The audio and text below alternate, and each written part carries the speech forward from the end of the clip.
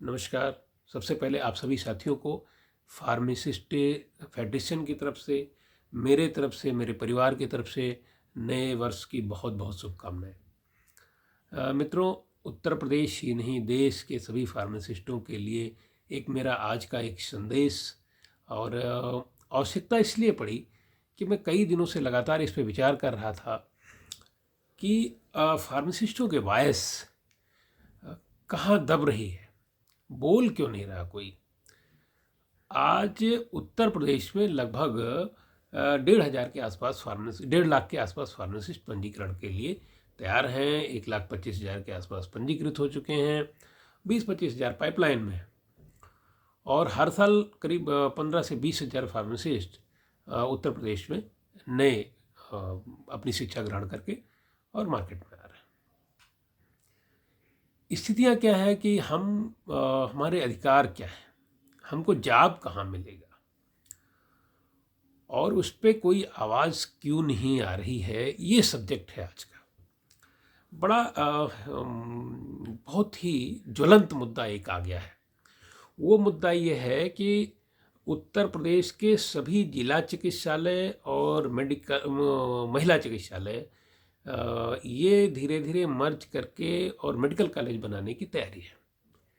और medical college बनाए जाते समय जो सबसे बड़ी प्रॉब्लम आ रही है वो ये है कि जो पूर्व से सृजित पद हैं उनको वहाँ से ना तो वापस किया जा रहा है, ना वहाँ पे रखा जा रहा है। अभी 13 मेडिकल कॉलेज चल रहे हैं इस तरीके के, और इन मेडिकल कॉलेजों के फार्मासिस्ट, चीफ फार्मासिस्ट और प्रभारी अधिकारी फार्मेसी धीरे धीरे उन मेडिकल कॉलेजों से वापस करके और चिकित्सा शिक्षा विभाग से चिकित्सा स्वास्थ्य विभाग को वापस कर देंगे। अब चूंकि इनके पद नहीं है, वहाँ पे पद समाप्त हो रहे हैं, तो जो रिक्त पद हैं उनके अगेंस्ट में वो जा रहे हैं। लेकिन फ्यूचर देखिए, अभी 55 इस तरीके के बन रहे हैं मेडिकल कॉलेज जो गवर्नमेंट की नीति है, और धीरे धीरे करके सारे 75 के 75 जिलों में इस तरीके की योजना है। तो विषय ये है कि अगर मान लीजिए सारे जिला अस्पताल और महिला अस्पताल समाप्त हो जाएंगे तो जो हमारे उच्च पद हैं प्रभारी अधिकारी फार्मेसी के, वो तो समाप्त। हमारे चीफ फार्मासिस्ट के पद आधे, क्योंकि चीफ फार्मासिस्ट का पद जिला चिकित्सालय और महिला चिकित्सालय या अन्य बड़े चिकित्सालयों में CSCs पे मानक में नहीं है चीफ फार्मासिस्ट के पद का। और 2002 में जब एक डिस्ट्रीब्यूशन हुआ था उसमें चीफ फार्मासिस्ट के पद कुछ CSCs पे गए हैं, लगभग 600-650 CSCs है। उसके अलावा जो CSCs बनी उस पर फार्मासिस्ट के पद, चीफ फार्मासिस्ट के पद नहीं आए। तो चीफ फार्मासिस्ट के पद कहाँ रहेंगे? प्रभारी अधिकारी फार्मासिस्ट का पद, फार्मेसी का पद केवल जिला चिकित्सालय में है, वो कहाँ जाएगा? जिलों में है, कुछ और बड़े चिकित्सालयों में है, कुछ मेडिकल कॉलेजों में है। जबकि इसके पहले जितने भी मेडिकल कॉलेज उत्तर प्रदेश के हैं सब में चिकित्सा स्वास्थ्य के फार्मासिस्ट तैनात हैं, और फार्मासिस्ट ही नहीं अन्य संवर्ग के भी लोग हैं। तो उनकी तैनाती ऑलरेडी चल रही है। तो फार्मेसी अब जो नए बन रहे हैं वहाँ से उन पदों को समाप्त क्यों किया जा रहा है? और अगर समाप्त होंगे तो इन पदों को या तो वापस किया जाए, और वह पद नहीं वापस हो रहे हैं तो वो सारे पद खत्म हो रहे हैं। इस पे आवाज़ उठाने की ज़रूरत है। हमने एक पत्र फेडरेशन की तरफ से माननीय प्रमुख सचिव चिकित्सा शिक्षा और प्रमुख सचिव चिकित्सा स्वास्थ्य महोदय को लिखा है और उस पर कार्रवाई किए जाने का अनुरोध किया है। हमने कहा कि या तो चिकित्सालय संबद्ध करिए, जो चिकित्सालय आप मर्ज कर रहे हैं उनको मर्ज मत करके संबद्ध कर दीजिए, जिससे कम से कम जो कर्मचारी वहाँ पे हैं वो कर्मचारी एज इट इज बने रहें। या अगर आपको वापस ही करना है तो सारे कर्मचारियों को पद सहित वापस करिए, तो जिससे कम से कम उनको वेतन मिलता रहे। अब कर्मचारी आता है और महानिदेशालय में भटक रहा है महीनों से। आज थोड़े बहुत पद बचे हैं तो उनका समायोजन हो जा रहा है, कल को पद नहीं बचेंगे तो अल्पसंख्यक हो जाएंगे, कहाँ जाएंगे और उनको वेतन कैसे मिलेगा? तो तमाम बड़ी समस्याएं हैं। हमारे फार्मासिस्टों को इस मुद्दे पे बोलना है। दूसरी जो ये एक लॉबी, बहुत बड़ी लॉबी हमारी जो तैयार हो रही है, जो सेवा में नहीं है, उनके लिए जॉब की अपॉर्चुनिटीज़ क्या है अगर पद क्रिएट नहीं हो रहे? जब हेल्थ पॉलिसी बनी भारत सरकार की, नेशनल हेल्थ पॉलिसी, उस पॉलिसी में ये था कि जो सब सेंटर्स हैं उनको हम जो है वहाँ पर एक अधिकारी ऐसा तैनात करेंगे जो सामयिक रूप से कुछ छोटा मोटा प्राथमिक उपचार कर सके। उसको स्ट्रेंथन करने की बात हुई थी और उसको वेलनेस सेंटर के रूप में डेवलप करने की बात उस नेशनल हेल्थ पॉलिसी में थी। और उसमें ये कहा गया था कि आयुष के चिकित्सक, फार्मासिस्ट और नर्सिंग के लोग, इन सभी लोगों में से किसी को भी वहाँ तैनात किया जाएगा। और जब इसको व्यवहारिक रूप में लाया गया, डॉक्यूमेंट में तो सारे लोग हैं, व्यवहारिक रूप में केवल नर्सिंग के लोगों को उसमें किया जा रहा है, बाकी किसी को नहीं किया गया CHO के पद पे, और उसका पद नाम दिया CHO। तो वहाँ फार्मासिस्ट क्यों नहीं आया? फार्मासिस्ट समाप्त क्यों? आवाज़ उस पर क्यों नहीं उठी? कौन उठाए आवाज़? दूसरा, एक बड़ा हमारा वर्ग है जो इंडस्ट्रीज में काम करना चाह रहा है। ड्रग इंडस्ट्री जो है उस पर फार्मासिस्टों के अलावा बहुत सारे लोग हैं, और फार्मासिस्ट ही कम है या नहीं है, नगड़े। केमिस्ट कौन बन रहा है? क्या वो फार्मासिस्ट है? जबकि केमिस्ट एंड ड्रगिस्ट के लिए आपके फार्मेसी एक्ट में परिभाषा है कि केमिस्ट एंड ड्रगिस्ट कौन हो सकता है। केमिस्ट एंड ड्रगिस्ट शब्द का उपयोग भी दूसरा आदमी नहीं कर सकता, ये फार्मेसी एक्ट में बहुत क्लियर कट लिखा हुआ है। केवल फार्मासिस्ट, जो फार्मेसी रजिस्टर्ड फार्मासिस्ट होगा, वही केमिस्ट एंड ड्रगिस्ट शब्द का उपयोग कर सकता है। लेकिन फैक्ट्रीज में जो केमिस्ट हो रहे हैं वो केमिस्ट फार्मासिस्ट बहुत कम है, अन्य लोगों को वहाँ पे ले लिया जा रहा है। तो इंडस्ट्री में फार्मासिस्ट कहाँ है? उनकी उपयोगिता क्यों नहीं है? उनकी आवश्यकता क्यों नहीं है? और उनकी अनिवार्यता क्यों नहीं है? इसके साथ मार्केटिंग का सेक्टर है, ड्रग मार्केटिंग का, हमारे मेडिसिन मार्केटिंग का, उसमें रिप्रेजेंटेटिव्स का है, सेल्स एजुकेटिव्स का है, जो आप ट्रेनिंग दे करके किसी ग्रेजुएट, सामान्य ग्रेजुएट को आप ट्रेनिंग दे करके हमारे इंडस्ट्री के लोग उनको मार्केट में भेज रहे हैं, MBA के लोगों को मार्केट में भेज रहे हैं। Why not pharmacist? वही फार्मासिस्ट तो उसकी फार्माकोलॉजी जानता है, उस दवा की पूरी ADME जानता है, उसके रिसर्च कहाँ से हुआ उसको जानता है। तो आप फार्मासिस्ट को क्यों नहीं उपयोग हो रहा हमारा फार्मासिस्ट का? तो ये जो सारी चीज़ें हो रही हैं, इस पे आवाज़ कौन उठाएगा? रिसर्च सेक्टर में फार्मासिस्ट हमारा काम कर रहा है, कोई जानता ही नहीं। फार्माकोविजिलेंस लगभग 0 है, फार्मासिस्ट की आवश्यकता नहीं। आज हम फार्म-डी तैयार कर रहे हैं, लेकिन फार्म-डी का उपयोग क्या करेंगे ये कुछ पता नहीं हमको। सरकार इस पर कुछ अभी तक कोई नीति नहीं आई कि फार्म-डी जाएगा कहाँ, क्या वो भी वो PhD के सामान PhD और सामान M.Pharm की तरह केवल टीचर बन के रह जाएंगे? ड्रग इंस्पेक्टर्स के पद बढ़े नहीं। उत्तर प्रदेश में 100-125 ड्रग इंस्पेक्टर, आप सोचिए, इतना बड़ा प्रदेश, लाखों दुकानें, तमाम सारी फैक्ट्रीज, और ड्रग इंस्पेक्टर मात्र 100 से 125। पूरा इन्फोर्समेंट सिस्टम मैन पावर की कमी से जूझ रहा है, लेकिन पद नहीं बढ़ रहा। आज ड्रग इंस्पेक्टर के कम से कम एक जिले में 20 से 25 पदों की आवश्यकता है, नहीं है। ब्लॉक लेवल पे पद होने चाहिए, नहीं है। इसकी आवाज़ कौन उठाएगा? आम जनता ये जानती है कि फार्मासिस्ट केवल दवा देने वाला एक व्यक्ति है जो दवाई बांटता है पर्चे को पढ़ के। आम जनता को ये कौन बताएगा कि फार्मासिस्ट क्या है?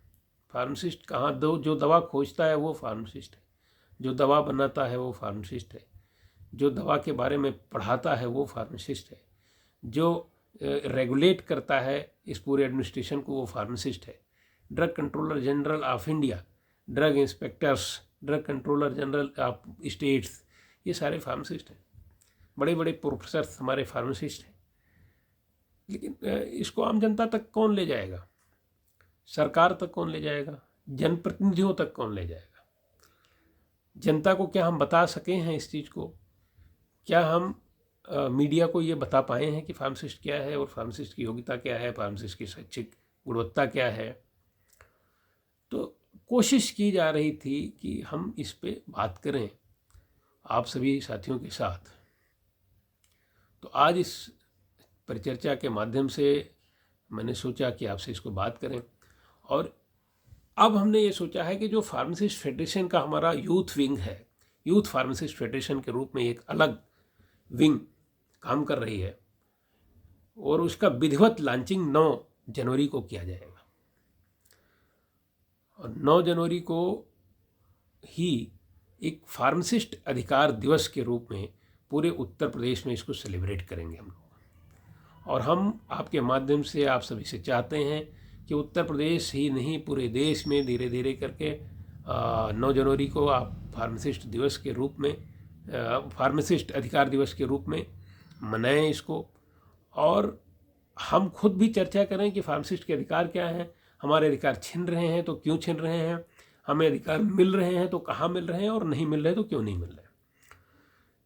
और जनता के बीच एक ऐसा वातावरण बने, आम जनता, जनप्रतिनिधि, मीडिया, हम सभी लोग ये जाने कि हाँ फार्मासिस्ट क्या है। इसके लिए निरंतर चर्चा में रहना जरूरी है। सोशल मीडिया के माध्यम से, इलेक्ट्रॉनिक मीडिया के माध्यम से, पब्लिश मीडिया के माध्यम से, प्रिंट मीडिया के माध्यम से, जिस भी माध्यम से हो सकता है, हम अपनी बात को गवर्नमेंट तक भी पहुंचाने का प्रयास करें। सीएचओ में फार्मासिस्टों की नियुक्ति अगर होती है तो लगभग 30,000 सब सेंटर को वेलनेस सेंटर के रूप में चलाए जाने की योजना। इस तरीके से जो हमारे फार्मासिस्ट ग्रामीण क्षेत्रों में काम करें, उनको फर्स्ट एड की कुछ अगर अनुमति मिल जाए तो गाँवों में जो क्वैक्स से प्रॉब्लम आ रही है उस प्रॉब्लम को भी दूर किया जा सकता है, उनका उपयोग किया जाए। तमाम सारे ऐसे अस्पताल बन गए, तमाम सारे ट्रॉमा सेंटर्स बन गए जहाँ पद ही नहीं सृजित हुए। अस्पताल बने तो पद तो सृजित हो, मानक नहीं बने। और जब मानक नहीं बने तो पद कहाँ से आएंगे, मानकों में संशोधन हो। तो इस पे आज हैमरिंग करने की ज़रूरत है, सरकार को बताने की ज़रूरत है। इसलिए मेरा अनुरोध है कि जितने भी यूथ फार्मासिस्ट हैं वो सभी यूथ फार्मासिस्ट फेडरेशन से जुड़ करके अपनी आवाज़ को सरकार तक पहुंचाने का प्रयास करें और हर ज़िले में आप लोग मजबूती के साथ इकट्ठा हों। मेरा तमाम सारे और भी जितने भी संगठन यूथ के काम कर रहे हैं, मैं सभी संगठनों से आग्रह करूंगा कि आप इसको राइवल संगठन मान करके मत काम करिएगा। आप अपने संगठन के माध्यम से करिए, यही चीज़ करिए, जो मेरा अनुरोध है यही करिए कि आप फार्मासिस्टों के नाम को, फार्मासिस्टों के महत्व को जनता तक लेके जाइए। और आप भी हमसे जुड़िए, सीधा आप फेडरेशन में सभी लोग जुड़ सकते हैं, जितने भी संगठन वर्तमान में फार्मासिस्टों के कार्य कर रहे हैं। और पूरी ईमानदारी के साथ, पूरी फार्मासिस्ट संवर्ग के प्रति जो हम लोगों का दायित्व है, उस ईमानदारी के साथ, उस कर्तव्यबोध के साथ हम सभी को एकजुट होना है और एकजुट होकर के फार्मासिस्टों के भले के लिए कुछ काम करना। तो आइए 9 जनवरी को हम लोग शुरुआत करते हैं फार्मासिस्ट अधिकार दिवस के रूप में। आप अपने सोशल मीडिया और अपने जो कॉलेज में हमारे टीचर्स हैं, प्रिंसिपल्स हैं, प्रोफेसर्स हैं, उनसे भी अनुरोध है कि अपने कॉलेजों में बच्चों को बताएं, उनके अधिकार के बारे में उनको जागरूक करें और मीडिया के माध्यम से उसको जनता तक ले के जाएं। हर कॉलेज में फार्मासिस्ट अधिकार दिवस के पम्पलेट, पोस्टर्स लगाए जाएं और इंडस्ट्रीज में लगाए जाएं। सभी लोग अपने अपने स्टेटस पे लगाएं, सभी साथी अपने फेसबुक पे लगाएं, जो भी सोशल मीडिया यूज करते हैं सब जगह लगाइए। और उस पर केवल यही स्टेटस मत लगाइए, आप लोगों को बताइए भी, उसका माध्यम बनिए। फार्मासिस्ट के अधिकार क्या है, फार्मासिस्ट के कर्तव्य क्या है, फार्मासिस्ट करता क्या है, फार्मासिस्ट पढ़ा क्या है, फार्मासिस्ट किस तरीके का ज्ञाता है, फार्मासिस्ट की शैक्षिक योग्यता क्या है, फार्मासिस्ट की टेक्निकल योग्यता क्या है, ये चीज़ बताइए।